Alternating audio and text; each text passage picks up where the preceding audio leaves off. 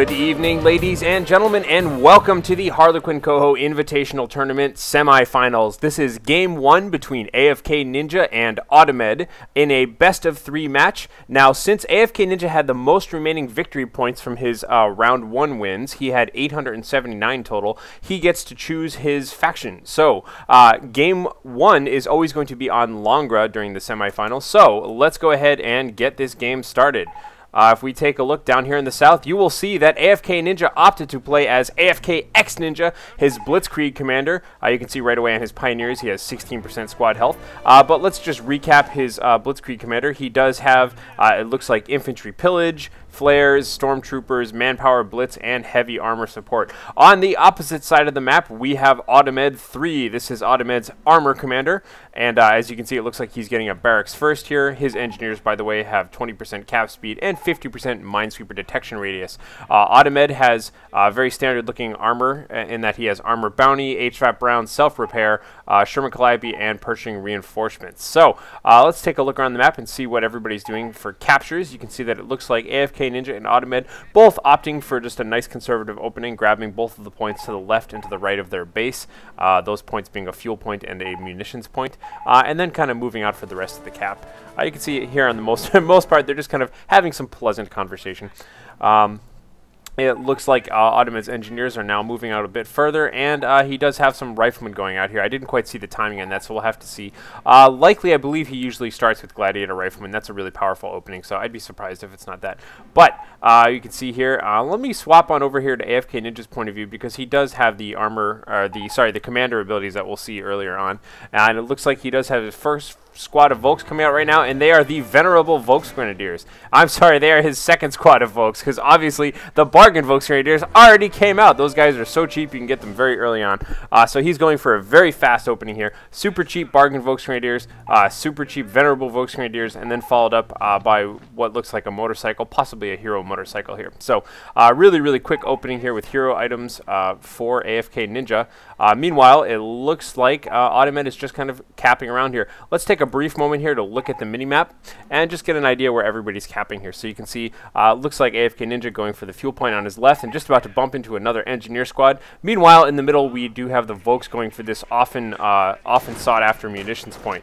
Looks like we got some firing going on here. Meanwhile, a little bit of a firefight going on the other side. And these Pioneers actually taking a surprising amount of damage. They kind of jumped out of cover. Looks like they're going to have to retreat. Meanwhile, we have just a lot of fighting. Everybody here is behind this green cover of a haystack for whatever reason. And the venerable Volks Grenadier is taking a ton of casualties and having to get out of there.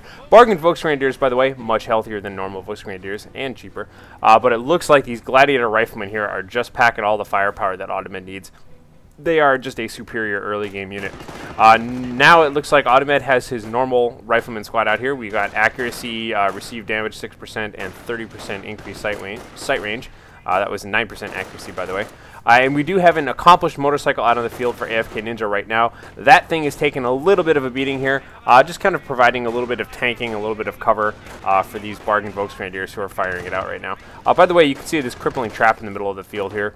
It looks like he was laying those earlier, and a typical kind of Audemed style flank going on here, kind of making sure to always attack from multiple directions. Whenever I see Audemed's games, he is a big fan of doing this, but it doesn't matter. It looks like AFKNinja does have his machine gun team out on the field sufficiently far enough back not to be flanked.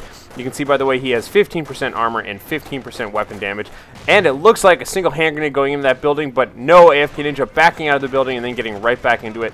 These Gladiator Riflemen, by the way, can throw sticky bombs and hand grenades and sprint and all sorts of other stuff. Meanwhile, just continuing to fire away here. Looks like AFKNinja is moving up his machine gun, getting a little bit of perspective on that fight there for you, so able to provide a small amount of covering fire. Looks like right now we do have the motorcycle and the regular venerable Volks Grenadiers moving on up. And for the time being here, a lot of Audemed's troops are routing here. Looks like the Gladiator Riflemen just getting out of there. Meanwhile, a single squad of Riflemen kind of holding down the fort right now, taking cover behind this little bit of a well here made out of stone. Meanwhile, on the left-hand side, you can see that it looks like Audemed's engineers were actually backcapping that point. So Audemed, against all odds, is actually kind of three-capping right now, even though he has very little presence in the center of the field right now. You can see that getting this munitions point is really key for AFKNinja. This is deep relatively deep. You can see it almost connects up with Audemed's base, relatively deep in Audemed's territory here. So getting that and holding onto it with machine guns, it really, really hinders progress for Audemed. So we'll have to see what he plans on doing about that. But meanwhile, you can see that it looks like AFKNinja is just just dropping mines and crippling traps kind of all over the map here, making good use of those early game abilities there. Meanwhile, these engineers are just continually capping this munitions point. But they're just going to have to get out of there. Volksgrenadiers coming in, putting some pressure on them. Regular Volks, by the way, 16% health, 30% reinforcement cost, and 9% accuracy. Accomplished motorcycle, just kind of driving along here. No big deal. And these are the field pioneers, by the way, that have been dropping crippling traps all over the place. So they're over here on the right-hand side right now, just kind of capping this munitions point. So it looks like we have a fairly spread out attack coming from Audemed.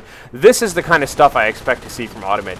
Notice that he's not attacking in one big ball. He doesn't have them all in the same hotkey or anything like that. He's attacking from multiple vectors at the same time. And yes, it looks like the Gladiator Riflemen are sprinting and coming up here. Just a beautiful looking flank by Audemed. Charging in right now and just kind of whiffing. It looks like the machine gun team was able to back up to get behind the bargain Volksgrenadiers and not even retreating, probably just going to set up and open fire on all of these guys. Looks like the accomplished motorcycle, though, taking it right in the face. Oh, accomplished motorcycle goes down.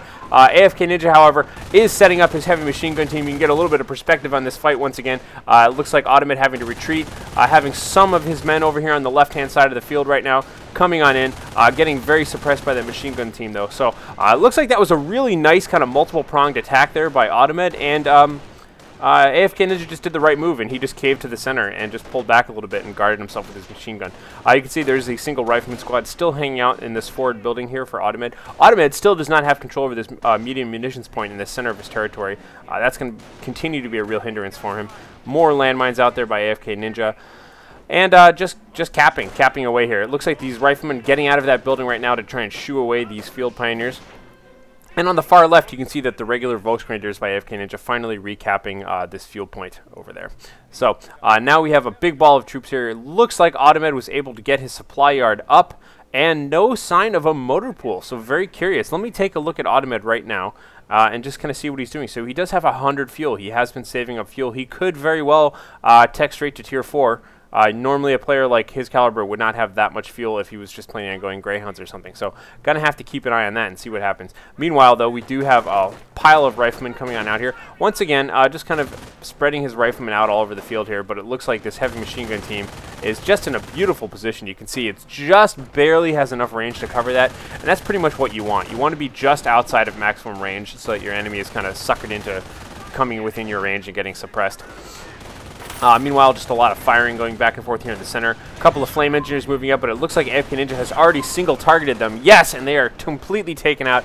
That is unfortunate. AFKNinja is just really putting the hurt on Audemed right now. Audemed having a retreat. Let's take a look at Audemed's base, and yes, it does look like he is going for a tank depot, but unfortunately, he does not have a lot of fuel to back that up right now. You can see he's got 31 fuel, which is okay. It means in a couple of minutes he'll be able to support that. 3 minutes, actually. So that's not quite as good if he's going for a Sherman, at least. He could be going M10s, but I usually don't see armor players do that too much. But let's see what's going on here. I like this. This is really clever now. So AFKNinja dropping barbed wire. Why is he putting barbed wire here, you may say? Well, it covers his flank. It means that he can set up a machine gun and not worry about being attacked directly from the side like that. Yeah, you could come slightly more to the south or to the right, but you know, he's just kind of setting up his flank positions here. And ooh, look at that, being really, really smart about his barbed wire usage. So forcing kind of every attack to come from the front and then just guarding it with a single machine gun. I like that. I think that's super cool. I don't know if that's watertight right there, though.